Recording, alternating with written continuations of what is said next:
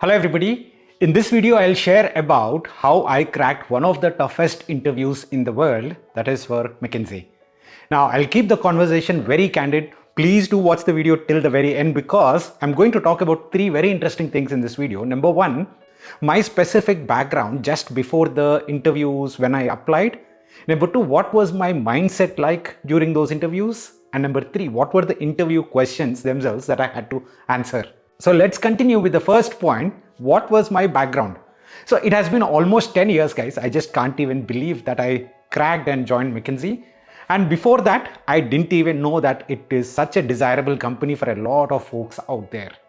I was working for a company called as MuSigma, a data analytics company, and I was located in their on-site as one of the data analytics specialists, working for Microsoft in a contractor role in Seattle.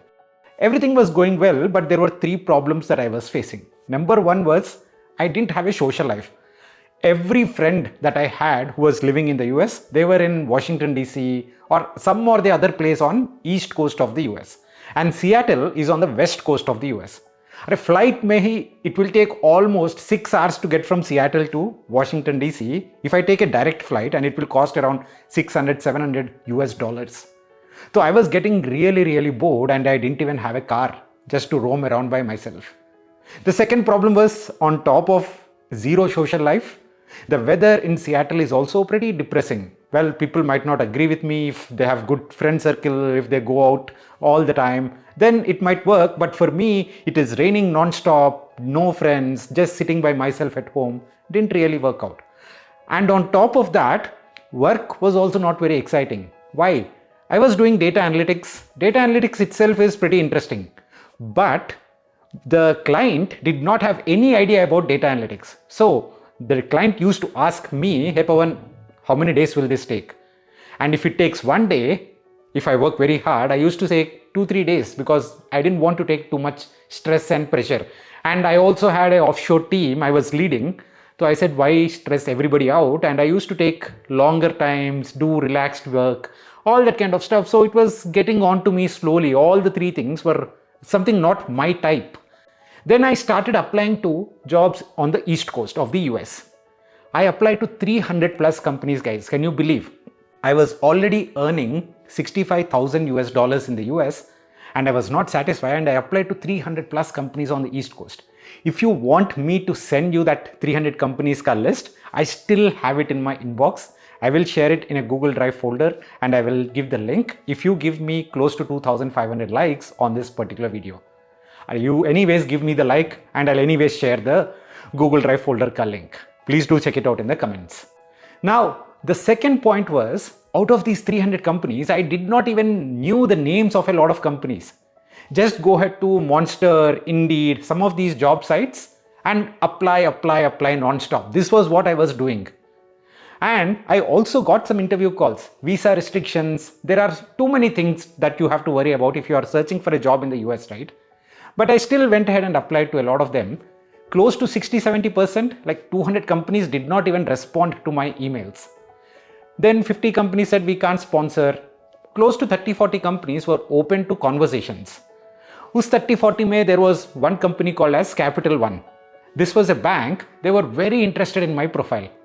They called me to Washington DC, 6 hours ka flight. They actually sponsored my flight tickets. They flew me to their office in Richmond, Virginia. And then they asked me a few questions. Apparently, I did not do very well. And they sent me back. My MuSigma manager was very friendly and he knew that I was searching for a job. Pucha tha ki, Pavan, kaisa gaya interview? Will you get it? I said, no chance. Nothing working out. I'm struggling. Then I got an offer from some other very small startup, 6-7 member startup. Then my manager told me, don't take that job, Pavan. They are giving you, abhi your salary is 65,000. They are paying you 90,000, but your visa will be in a very tricky situation. So don't take it. I believed in him. I didn't take that offer. Then I got this interview call from McKinsey. When I applied online, I did not even network with anybody. Just like 300 companies, McKinsey was one of them.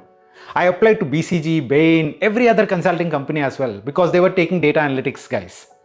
Then I went ahead, I applied to that company and they gave me a call saying that, hey, do you work for MuSigma in the data analytics space and what are your strengths, weaknesses? Just a common HR call. I took it. They said, we'll start scheduling your interviews. Then my manager told me, Pavan, this is very difficult to get. Honestly, don't even try. Just leave it. You are wasting your time. But I still took 1 or 2 phone interview rounds. Then they said, fly to Chicago. We'll take your interview in person. 3 interview rounds and 1 return test round. So I was very excited, but my manager was, I won't give you a leave because this is not even useful for you. But I still went ahead because the hotel that they were offering was a 5-star hotel for my stay in Chicago. And they were anyways sponsoring my flight tickets. One of my friends was living in Minneapolis. He said he will come down to Chicago. Acha, weekend ho jayega. I flew there. Then the interview process started.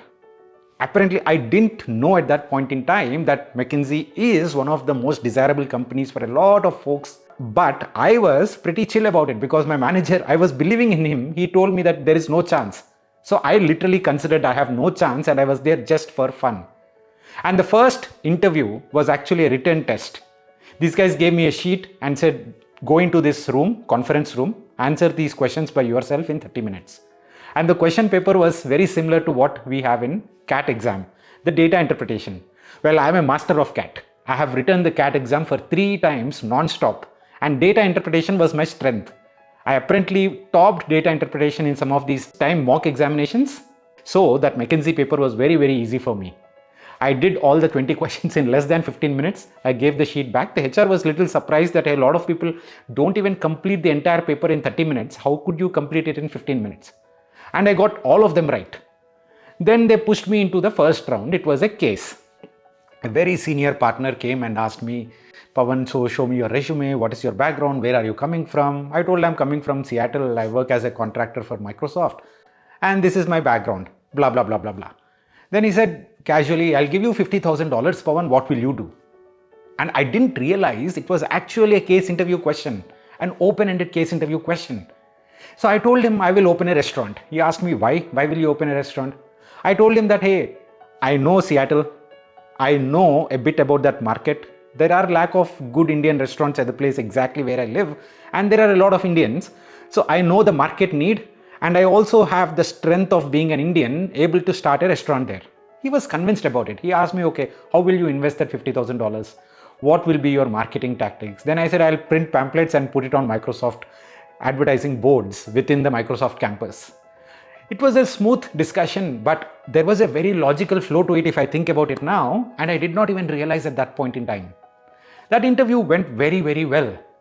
Then there was another interview that came in, and that interview was about my data analytics specialization. Again, the interviewer asked me a simple question. Dell is selling laptops in a few electronic stores in the US.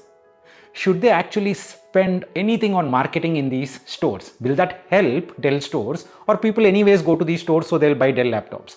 How will you solve this problem? Then I gave them a logical explanation of how regression works, how I will consider the laptop sales, usme advertising budget ka impact kitna hoga. I did all that analysis and I was telling the interviewer these things. Then the interviewer told me, imagine these things don't work, what will you do? Then I said, I'll try few other things. Then she said, if that also doesn't work, what will you do, Pavan? Then I said, I'll try one more thing. After 4 or 5 things, I was exhausted. I didn't know anything. Then I realized what my manager said, that Pavan, this is not going to work out, right? Then I also recollected the same thing. I said, this is not going to work out. So let me answer it a little differently. Then I told the interviewer, these are the 5 things that I know, that's it. But if I'm working for McKinsey and if I'm sitting with you in the office, then I will ask you, how can you help me? If I tried all these 5, what is the 6th thing that I should try? Then the interviewer, she smiled and she said, okay, that's a great answer. Let's proceed forward to the next question. During this entire interview process, one thing that I want to highlight is my mindset was very, very, very relaxed. The reason could be that I was not considering myself worthy enough to get into McKinsey, or it is whatever it is, doesn't really matter. But my mindset was very relaxed, and that helped me a lot in answering these kind of stress questions.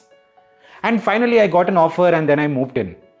A lot of my friends told me that, hey Pavan, you got very, very lucky to get into McKinsey. People prepare for a very long time and even then they don't get into these interviews.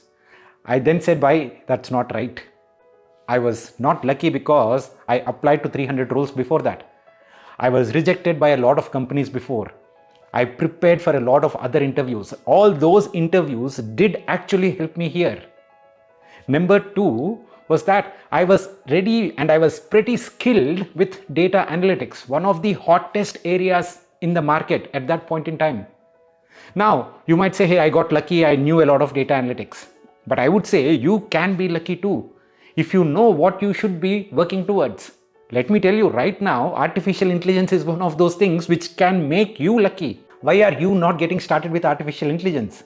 If you already know that you can be lucky with that. I made a lot of videos on this channel with respect to artificial intelligence. Please do go check them out, and I'll continue to make more videos on it. Do subscribe to the channel if you haven't already. And the third and the most important thing that I realize even today is that there is nothing like luck. It is all about how you work towards it, and your luck, you will create it, and it is in your own hands. If you want to create your own luck, you better get started today. It doesn't matter. You might not be able to show or come up with the results tomorrow or the day after, but it will happen 2 years down the lane or 3 years down the lane. Trust me. It happened to me multiple times in my career. Thank you so much, guys. Hope this is helpful. Do let me know if you want me to make any more such videos. We'll be happy to do so. See you again in the next one. Bye-bye.